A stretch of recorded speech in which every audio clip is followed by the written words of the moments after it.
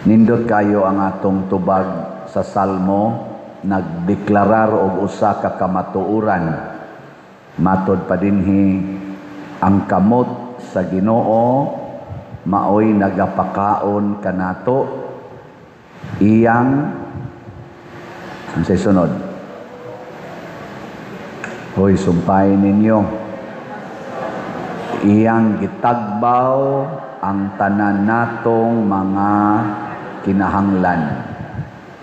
Tanawa ha, ang gihisgutan pagsugod sa first part sa atong Salmo, kaon.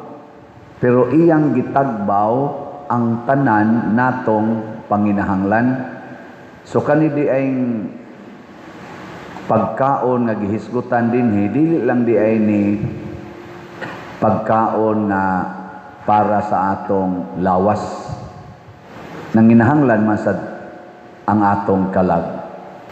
Sige, lingi ay mong tupad ing na wa na kay panginahanglan. Wa na. Inigmata palandaan, wa na. Ngutkot nas o. Daghan kay tag panginahanglan. Nya sige tag pangandoy anang mga buta nga gusto natong kabuoton kay milaom ta nga kun maabot lang ni nako matubag gining akong panginahanglan. Nya inigabot na sa nimo didto. Natubag na. Naalang gyapoy panginahanglan. Nya wana tiwasono na kag edad. Nya mo ingon na sad ka. Basig maabot ni nako, naalang gyud mo bayad sa akong maintenance. Wan agyo ko'y panginahanglan. Oh, nanay ni angkon sa imong maintenance. Naalang gyapon kay panginahanglan. Ang atong nasod karon napay gipanginahanglan o wa? Ang kalibutan karon ay gipanginahanglan wa? Sa pagkaon palandaan, sa tambal palandaan, sa edukasyon, sa atong mga infrastruktura, daghan kay tag panginahanglan. Ani lang mga sektora, no? Di lang sa ta maghisgot diri simbahan, kita din ni simbahan, wa na tay panginahanglan. May kusog kay mong tingog. Og nganong naingon ani man ang kalibutan, nganong kadtong mga tao nga 5,000 ang laki ray giihap, wa giapil giihap ang babae o mga bata. Sa to pa sobra gitos 5,000. Nganong napakaon man sila sa 5 ra ka bukpan o 2 ka isda. Samtang kita dinhi sa Pilipinas, nganong daghan man kay gigutom, sige man kay nagpangayo nato da pagkaon, na ay magsigig duk-duk inig traffic na yun mo tuktok sa imong sakyanan kay mangayog kaon, na ay gasigig suroy-suroy magsig pangayog pagkaon, mukaon ka na mga restaurant na ay magsigig yampungad nimo kay mangayog kaon. Dili lang dinhi tibuok kalibutan na agi mangayog pagkaon.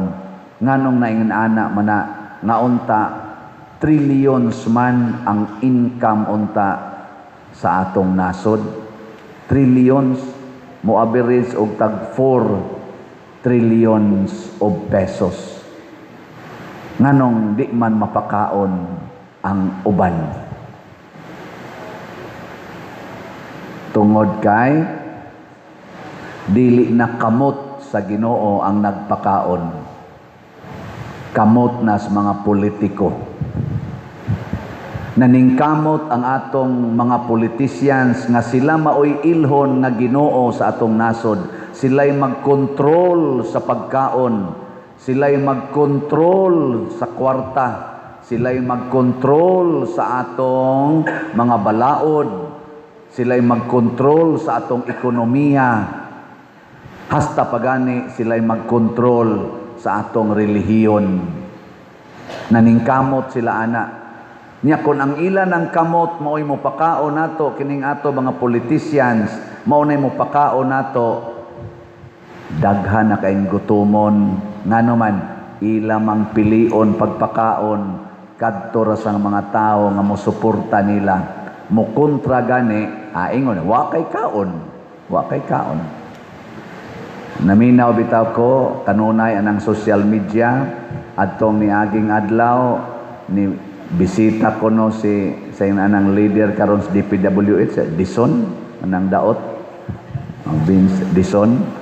Nya namalikas gid siya didto sa Davao kay naa ko no didtoy flood control nga na-approve pa 2019 nga wa jud kuno ma-implement. Mao hinuon kuno nga ning mosa to ni awas batong sapa na daot didto sa Davao, namalikas siya. Pero wa man siya ni arig Cebu. Kapila naman tagibaha. Pila naman ka billions ang na-approve para sa Cebu.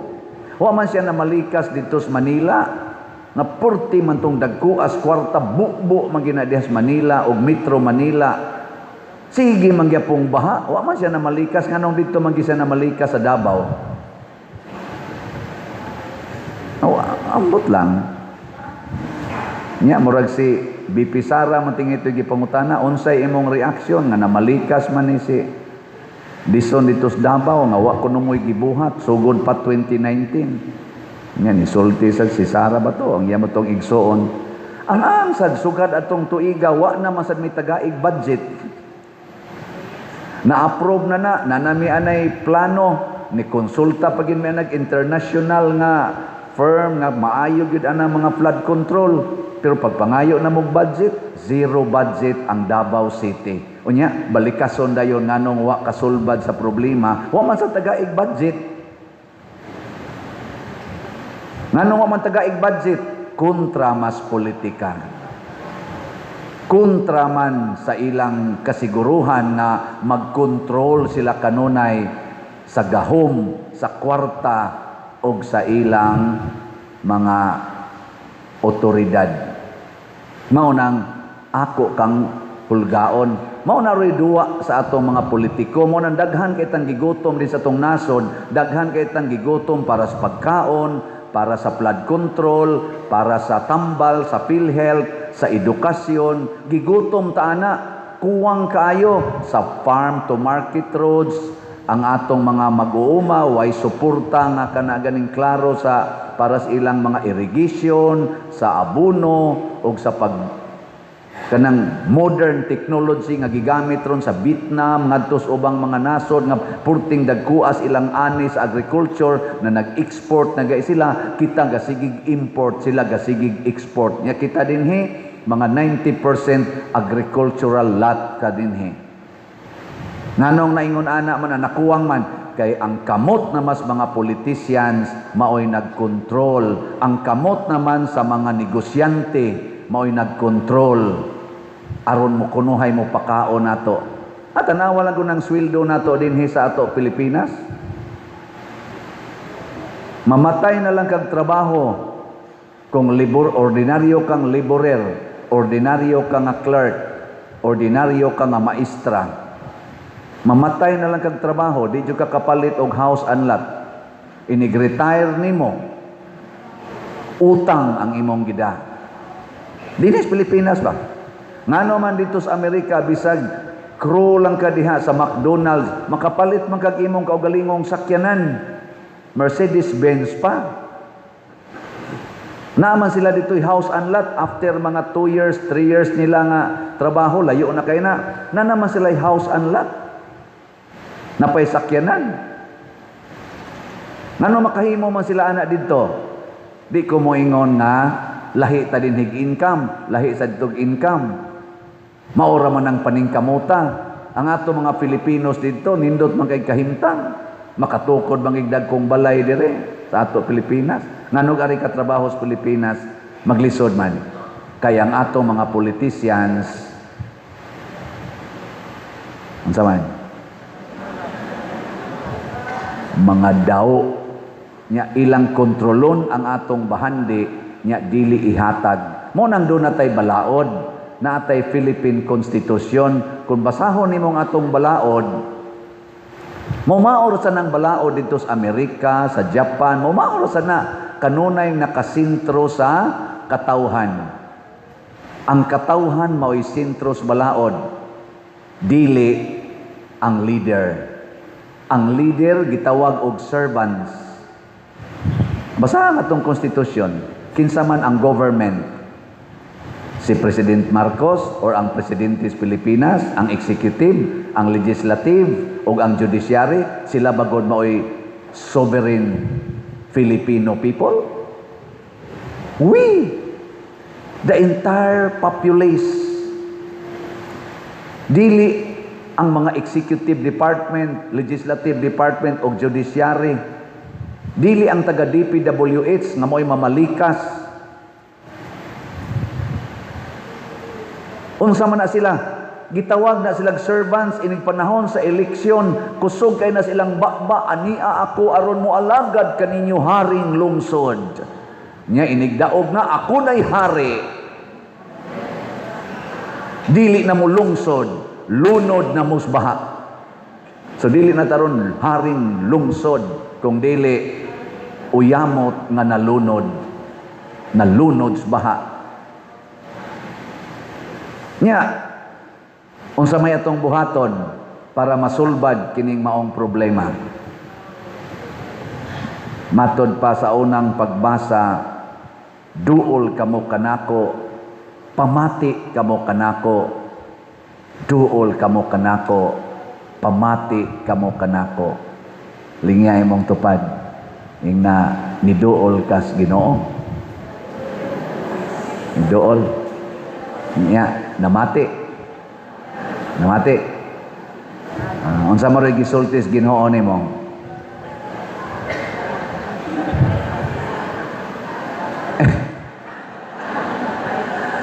Diri sa atong ebanghelyo niingon ang mga tinun-an ni Hesus. Si Hesus mo ang Ginoo, ang mga tinun-an mo nitudlo sa Ginoo. Mao mo atong kinaiya, ang Ginoo mo itong tudluan. Ginoo, palaktan ning mga tao kay mingaw ning dapita, way pagkaon. O sa may gingos Ginoo, kamo maoy mo pakaon kanila. Da, human lagi. Ako'y mo pakaon, lima ra ni kapaan ug duha ka isda ang among da. Ingon ni Jesus ang ambi nabe. Da gikuha ni Jesus. Unsa Lord, ako'y motubag anang project sa parokya nga 200 ra ni akong da sa ambi nabe, ipalit nag raffle ticket. Unsa Lord, 100 ra ni akong da, ambi nabe, ipalit nag slot. Unsa tingan sa tong slot karon? KPS BP. Unsay meaning ana? Kauswagan og panalipod ni Santiago og ni Birhen sa Pilar. Oh, di ba? Sa ato pa, hatagan tagkauswagan og panalipod ni Santiago og sa Birhen sa Pilar nga atong mga patron. Mahitabo ka na, dili? Ang kauswagan, nagsugod na. Nakita na ninyo sa palibot, pinaagis atong slot. Ang problema na lang, mupadayon pabakag palit og slot. Ang ato sang raffle ticket, ang kauswagan, naana. Nahuman ang atong adoration, nalay gamay dihang finishing touches, adoration chapel. Mupadayon pa ba mo sa raffle ticket o dili na? Mo na karon ighumas misa, nadyas gawas, palit dayon. Mudawat tag dihag cash, mudawat tag GCash, mudawat tag cheque, mudawat pagid tag post-dated nga cheque. Kung ang imong kwarta, unya pa ito moabot sa katapusan sa Nobyembre, halahatag lang dihag post-dated nga cheque, nga balig mga 20,000. Aron madeposito na nanang imong kwarta. Kay unya pa man sa December 8 ang raffles nato sa part 2 sa atong raffle tickets. Nya di man jud ko motuo nga wa kay 100 karong simanaha. Maglisod man kog tuo ana. Mo na ipalit na. Unya Lord, unya pa dir, wa na mi amo. pagpangayo ni Hesus sa 5 ka paan ug 2 ka isda, unsay nahibilin didto sa iyang mga tinun-an? Nothing.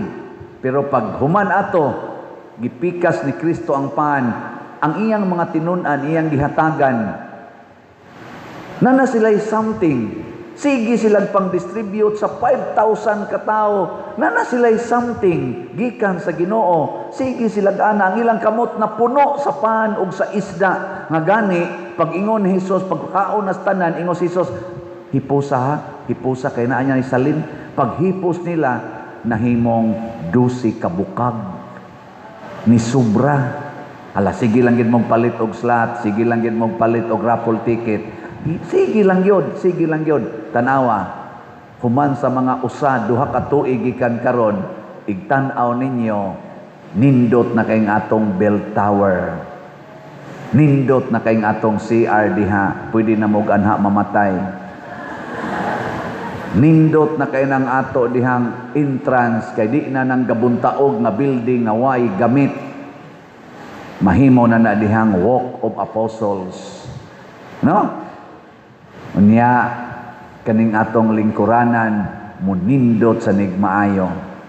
Ana, wa lang gipakita sa atong IT kay nangatog sila.